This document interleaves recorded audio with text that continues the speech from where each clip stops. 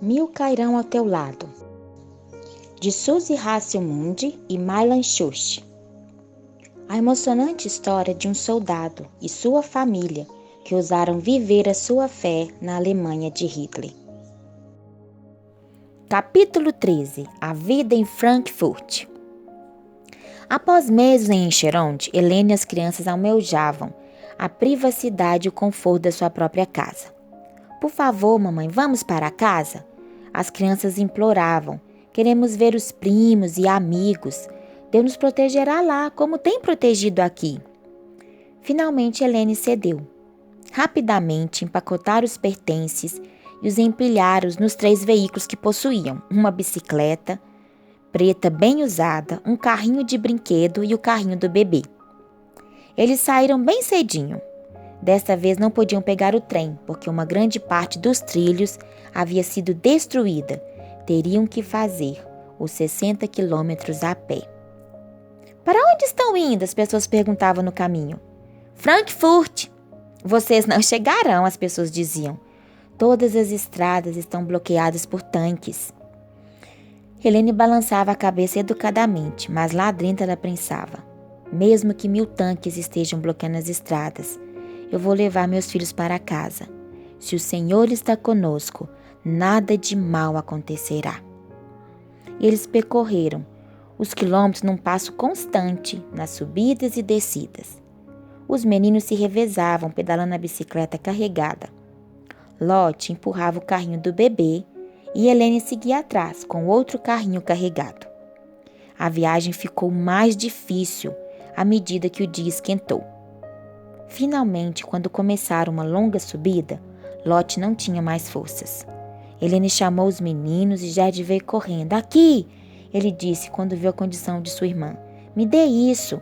Ele agarrou o carrinho com os 2 braços e, com um esforço enorme, o empurrou pelo restante do caminho até o topo da montanha, enquanto Lotte subiu no carrinho que Helene empurrava. No topo da montanha eles descansaram. Helene apontou para baixo. Vejam, ela falou, bem lá embaixo tem uma casa. Se conseguirmos chegar lá, podemos conseguir algo para comer e beber e nos sentiremos melhor. Encorajadas, as crianças continuaram o esforço. Quando chegaram à casa, uma mulher estava à janela observando. Calmamente eles se aproximaram. Helene a cumprimentou. Estamos indo a caminho de Frankfurt. Eu tenho 4 filhos. Poderia nos dar algo para comer e beber? Ficaríamos muito agradecidos. Enquanto descansavam na sombra de uma macieira, a mulher retornou com nada mais do que uma jarra de água. Agora bebam e vão, ela falou. Eu não quero andarilhos em volta da minha casa. Helene quase chorou. Todos beberam bastante água, e até mesmo Suzy bebeu a água.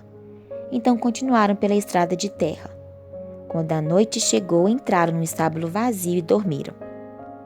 Na manhã seguinte, continuaram com fome e cansados. Logo estavam exaustos. O sol queimava no céu, fazendo o suor escorrer pelo corpo. Helene, cujo coração batia como se fosse explodir, tinha que lutar por cada respiração. O rosto de Lotte estava inchado e azulado.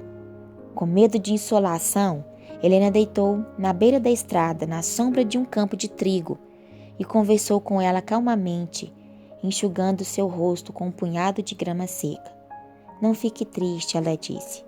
Vamos somente mais um pouco para a frente. E encontraremos outra casa. Terá sombra lá. E poderemos descansar. Coragem, Lotte. Deus nos protegerá.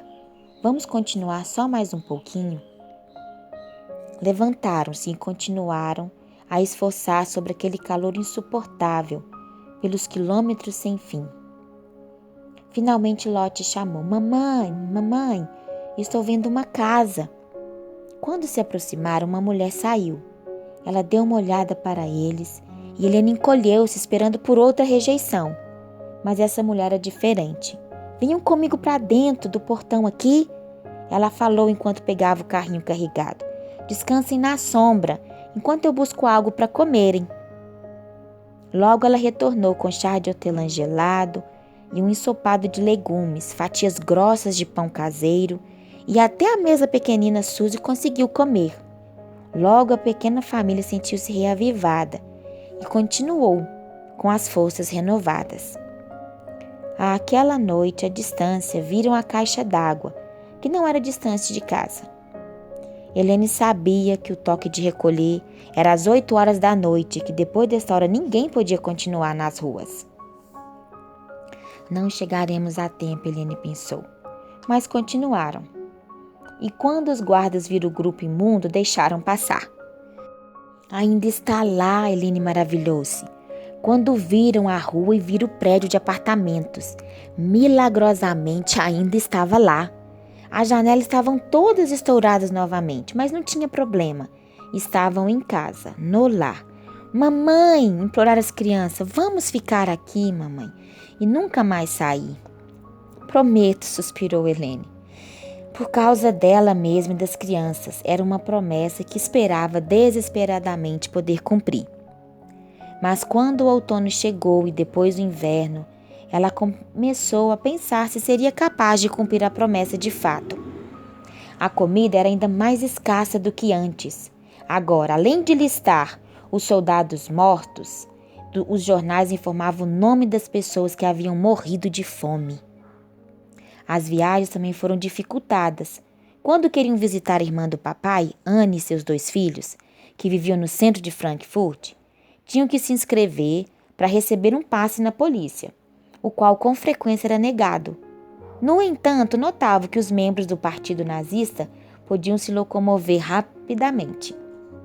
Comida, naturalmente, era a prioridade número 1.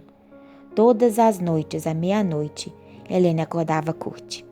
Dormindo pesado, ele saía da cama cambaleando e com os dedos duros e roxos colocava várias camadas de roupas e por fim os seus sapatos com os dedos de fora. Como no caso de outras crianças, os seus sapatos também já estavam pequenos, mas não teria direito a outro par até a primavera. Helene havia cortado a parte da frente para dar espaço para o pé em crescimento. Após engolir uma caneta de uma bebida quente feita de grãos torrados, ele saía do quarto temporário no porão, noite afora. Virando a gola para cima e enfiando as mãos no fundo dos bolsos do seu casaco, ele inclinava a cabeça contra o vento cortante e caminhava pelas ruas para pegar o seu lugar na fila do pão. Outras figuras isoladas, escuras e sozinhas vagueavam de outras partes da cidade. Finalmente chegava ao destino. A fila em frente à padaria, algumas vezes com 20 pessoas, outras com 50. Todas com frio, caladas, esperando pela porção diária do pão. 2 horas depois, um Gerd sonolento chegava para ajudar o irmão, e Kurt voltava para casa. Entrava debaixo das cobertas vestido mesmo, e esperava que pudesse aquecer-se o suficiente para voltar a dormir. Lotte então chegava para ficar no lugar de Gerd, e em dias de sorte o pão chegava, enquanto era sua vez na fila. Se houvesse um atraso, era a vez de Kurt novamente. Costumeiramente, quando o portador do pão chegava em casa, a ponta do pão já estava comida. Helene não tinha nem coragem de censurar as crianças famintas. O inverno gelado finalmente deu lugar a outra primavera, e tão logo pôde, Helene plantou espinafre em um local de sua horta que recebia sol. Ele logo brotou. As crianças sabiam que era reservado para o bebê, que precisava muito de algo para enriquecer sua alimentação. Certa manhã, Lotte voltou para casa chorando, depois de desistir da sua tarefa de ficar na fila do pão. Ela sentou-se à mesa da cozinha ainda vestida, com seu casaco bem surrado. Seus punhos estavam avermelhados do frio, porque as mangas do casaco eram pequenas para os seus braços crescidos. O que aconteceu? Algumas crianças maiores me empurraram para fora da fila. Ela relatou em prantos. Eu tive que voltar para o fim da fila. Quando finalmente chegou minha vez, não havia mais pão. Eu estou com tanta fome. Ainda temos um pouco de arroz, confortou Helena. Estaremos bem até amanhã. Mais tarde, ela foi à horta pegar um pouco de espinafre para Suzy, mas percebeu que o pequeno maço já havia sido arrancado. Inconformada, ela voltou para casa e exigiu uma explicação. Kurt confessou que havia comido espinafre. O que Helene poderia fazer? Todos estavam com muita fome. Certo dia receberam uma visita de surpresa. A irmã de papai Tiane e seu esposo, Onkel Fritz, estavam à porta. Onkel Fritz estava em casa, em dispensa do exército. Ele havia sido enviado para Breslau, onde servira na artilharia antiaérea, e contou que a guerra estava horrível. Não sei se vamos conseguir, concluiu ele. Então eles oraram juntos. E após alguns dias, ele voltou para o seu posto. Foi a última vez que o viram. As forças alemãs em Breslau foram completamente destruídas, sem deixar sobreviventes. Onkel Fritz foi listado como desaparecido em missão. Algum tempo depois, Tiane e os primos, Anneliese e Herbert, novamente estavam à porta. Na noite anterior, enquanto estavam no abrigo, seu apartamento no centro de Frankfurt foi bombardeado e completamente destruído. Permaneceram alguns dias com Hassel e então foram enviados para uma pequena cidade às margens do rio Reno. Será que o terror nunca acabaria? Helene recebeu uma menina de 14 anos para ajudar nas tarefas de casa. Hitler havia decretado que todas as meninas, após sair da escola primária, deveriam trabalhar um ano gratuitamente como sua contribuição para a guerra. Tekla era uma filha ilegítima que não era bem aceita em casa, por isso estava feliz ao poder conviver com Helene, que a tratava bondosamente. Contudo, não tinha ideia de como cuidar de um bebê ou de uma casa. Então Helene teve que lhe ensinar as tarefas necessárias. Tekla tornou-se muito apegada à família e a visitou várias vezes após a guerra. Como antes, as crianças iam à igreja aos sábados, ao invés de ir para a escola, o que as tornava impopulares com todos os professores. O professor de matemática de Gerd, Sr. Neumann, andava especialmente irritado com seu pequeno aluno. Hassel, disparou ele, você está me desafiando. Você se recusa a usar o cumprimento de Hitler e não vem à escola aos sábados, mas eu sei como mudar isso. O Sr. Neumann organizou suas aulas de forma que aos sábados ele iniciava um novo conceito de matemática. Então, toda segunda-feira de manhã, ele tirava o diário vermelho de sua pasta, abria, olhava a lista de nomes e então chamava Gerd para ir ao quadro fazer os problemas. As primeiras 2 vezes, humilhado e amedrontado, Gerd ficou parado, sem saber o que fazer perante o quadro, observando o professor marcar uma nota baixa, um grande 6, no livro vermelho, enquanto os colegas caçoavam dele. Por fim, ele adotou uma rotina que Kurt e Lotte já vinham seguindo. Aos domingos, os 3 iam até a casa dos seus colegas e perguntavam o que os professores haviam ensinado no dia anterior e qual a tarefa de casa para segunda-feira. Já que poucos colegas eram bons em matemática, Gerd normalmente recebia 3 ou 4 versões diferentes, mas em casa ele pegava o livro de matemática e estudava os problemas por conta própria, até que conseguisse aprender bem todos os conceitos.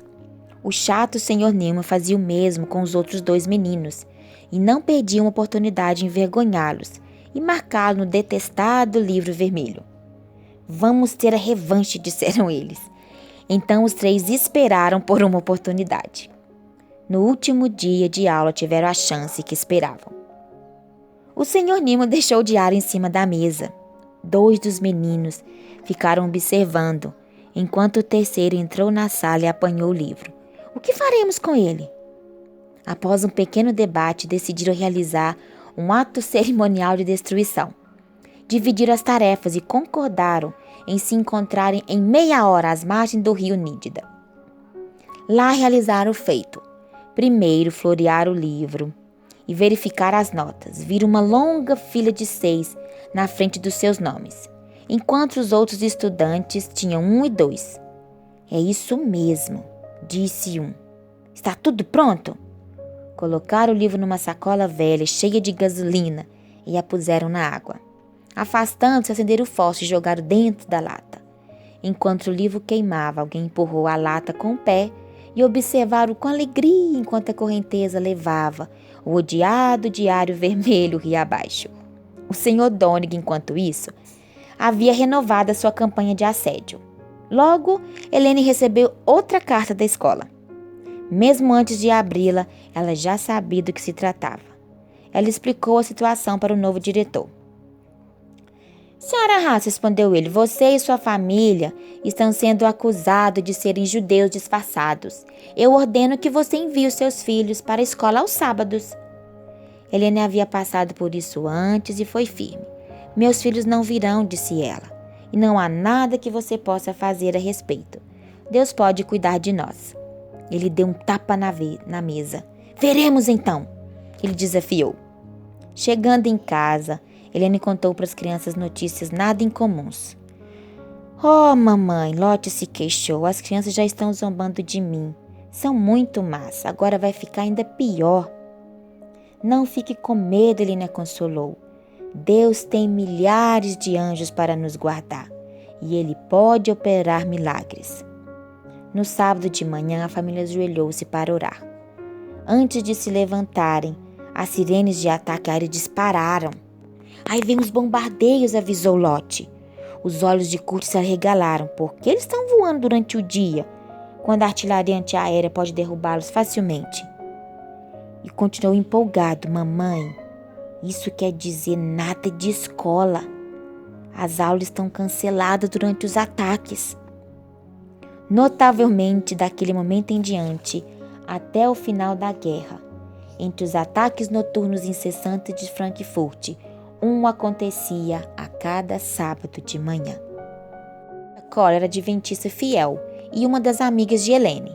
Seu único filho havia se manifestado contra o governo e fora preso e deportado para o campo de concentração em Dachau.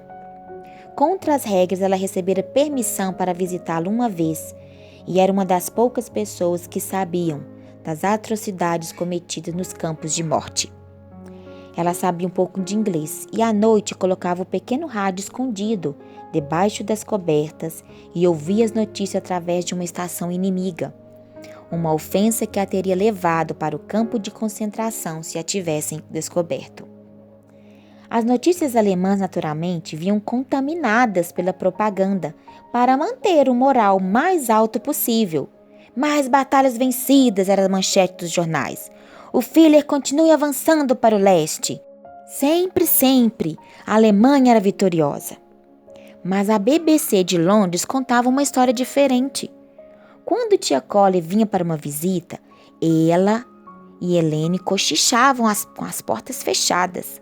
A verdade é que os aliados estavam destruindo os alemães sem misericórdia, obrigando-os a recuar em todas as frentes. Isso não pode mais continuar, orou Helene. Querido Deus, ajude a cessar essa tragédia. Ajude a parar isso. A essa altura, mesmo as pessoas que não ouviam a BBC sabiam que a maré estava mudando. Tudo o que podiam fazer era implorar aos céus.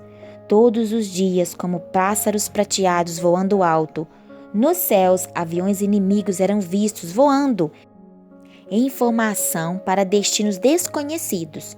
Kurt e Gerd certa vez contaram 1.100 aviões, apenas em uma esquadrilha. À noite, a mesma cena se repetia. Primeiro vinham os aviões de reconhecimento, voando alto e identificando os alvos da noite. Então jogavam sinalizadores que iluminavam a área como se fosse dia, enquanto vagarosamente se aproximavam. Como os marcadores tinham formato triangular, os alemães os apelidaram de Aves de Natal. Então os bombardeiros sobrevoavam em esquadrilhas de 20, soltando a carga mortal ao mesmo tempo, de forma que as áreas designadas ficaram cobertas de bombas. Toda vez que as sirenes antiaéreas soavam, Helene corria para fora e olhava para o céu. Várias vezes ela via as brilhantes árvores de Natal, destacando o próprio complexo de 6 prédios de apartamento, provavelmente confundido com o campo do exército alemão, localizado a 30 quilômetros. Então ela começava a orar: Pai nosso, protege-nos. Hoje à noite, és forte e poderoso. Sei que os teus anjos estão ao redor deste apartamento. Guarda-nos. Enquanto tentava localizar de novo, uma a uma as árvores de Natal foram saindo. Quando os bombardeiros chegaram, o alvo não estava marcado mais, e eles despejavam as bombas em qualquer outro lugar. Helena e as crianças se aconchegavam no pequeno quarto do porão, sem conseguirem dormir e exaustas de cansaço. Por horas, cada noite, ouviam as bombas assoviarem à medida que se aproximavam do chão, seguindo-se uma explosão destruidora.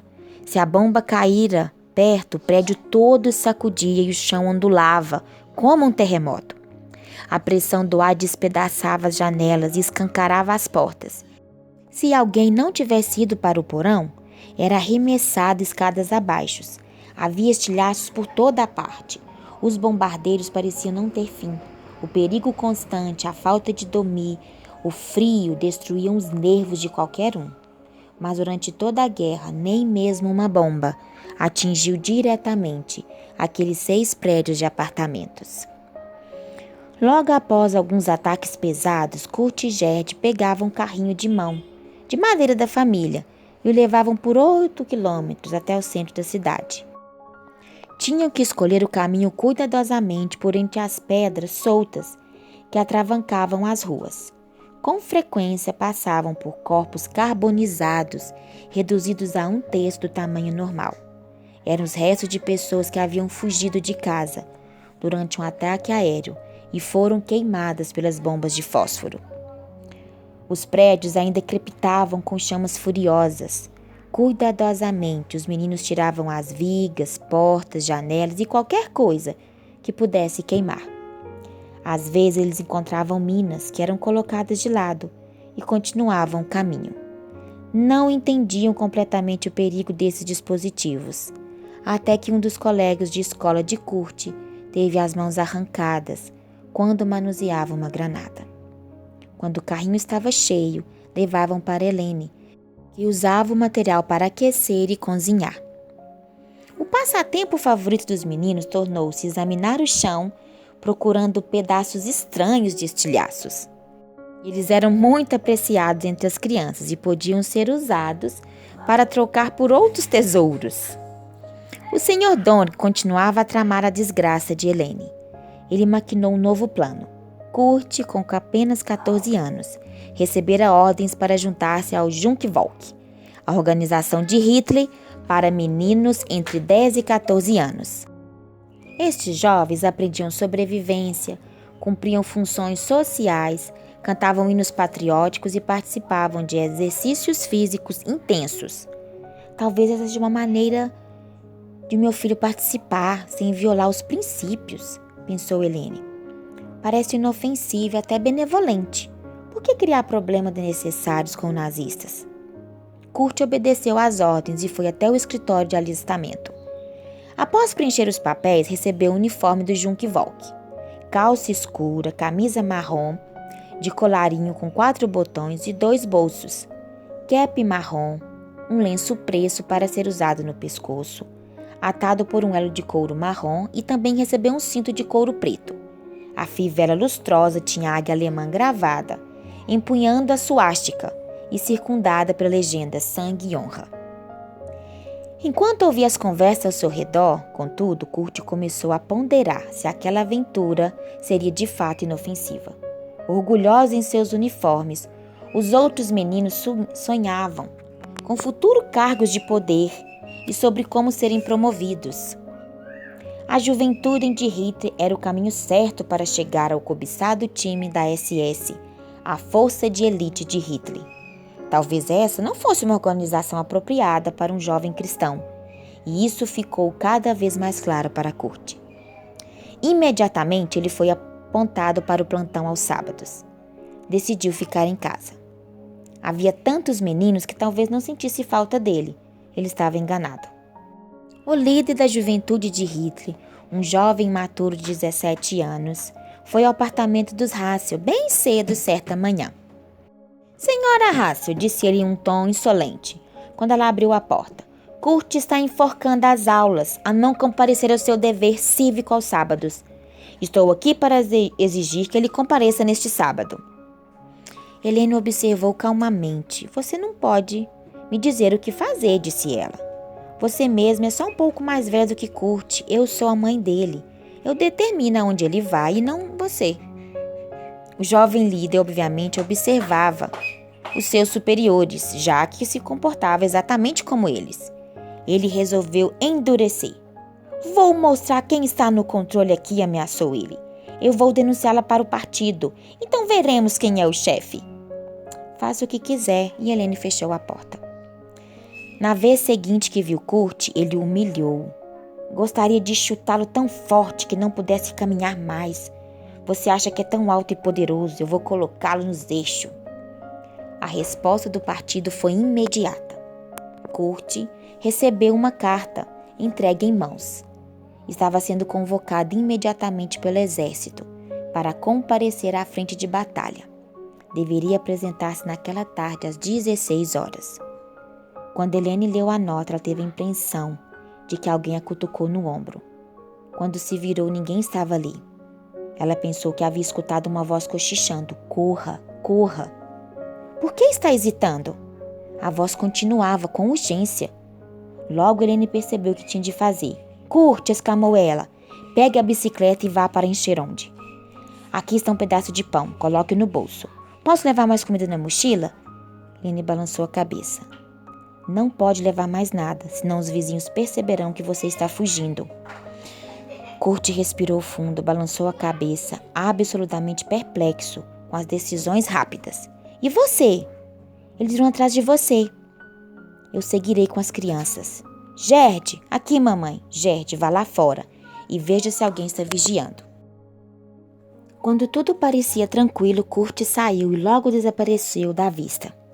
Helene correu pelo apartamento, pegando alguns itens necessários. Com eles forrou o carrinho do bebê. Não podia levar muita coisa. Tinha que parecer que estava simplesmente levando o bebê para tomar sol, como de costume. Ela colocou Suzy no carrinho e Gerd e Lottie ao seu lado. Fiquem aqui por 1 minuto, disse ela, e foi até o apartamento de uma vizinha confiável. Bateu à porta suavemente. A porta abriu uma fresta, e então mais um pouco e a mulher a puxou para dentro. Eu vim para dizer adeus novamente, Helene começou. Estamos indo para o campo. Eu não posso lhe dizer para onde. A mulher piscou. Eu entendo, vá em paz. Se alguém me perguntar, não sei de nada, ficarei atenta, caso seu esposo apareça. Agradecida, Helene apertou a sua mão. Então ela e as crianças saíram. Ninguém as viu partir. Mais tarde, Helene soube o que aconteceu pouco depois. Às 17 horas, o líder da juventude de Hitler, acompanhado do Sr. Downing e outro funcionário do partido, foi até o apartamento. Encontraram somente uma porta fechada. Tocaram a campainha, bateram e chutaram a porta. Olharam pelas janelas e viram que ninguém estava lá dentro. Simplesmente espere, gritaram frustrados. Vamos pegar você, voltaremos e pegaremos você acordado, fujão. Aí finalmente terá o que merece. Tocaram a campainha da vizinha. A senhora Rácio está? Desculpe, disse ela sinceramente. Eu não sei onde ela está. Vocês tentaram a campainha? Voltaremos hoje à noite para pegar Kurt, mesmo que tivermos que arrombar a porta. Encolhendo os ombros, a mulher foi para dentro de casa. À meia-noite eles voltaram. Espancaram a porta dos Hassel por um tempo e tocaram a campainha da vizinha novamente. Ela estava pronta para vê-los. Eu estou cansada disso, gritou, no meio da noite. Saiam daqui e me deixem em paz. Ela bateu a porta e a travou. Os homens bateram na porta de outros apartamentos, mas ninguém abriu. Enfurecidos, finalmente foram embora. Durante todo esse tempo, Helene e as crianças caminharam lentamente pela estrada, já bem conhecida. Os quilômetros pareciam cada vez mais longos. Prisioneiros de guerra russos estavam marchando na mesma direção. Esqueletos vivos, com os pés sangrentos envoltos em trapos. Quando Helene parou para dar uma fatia de pão para as crianças, eles observaram com os olhos fundos.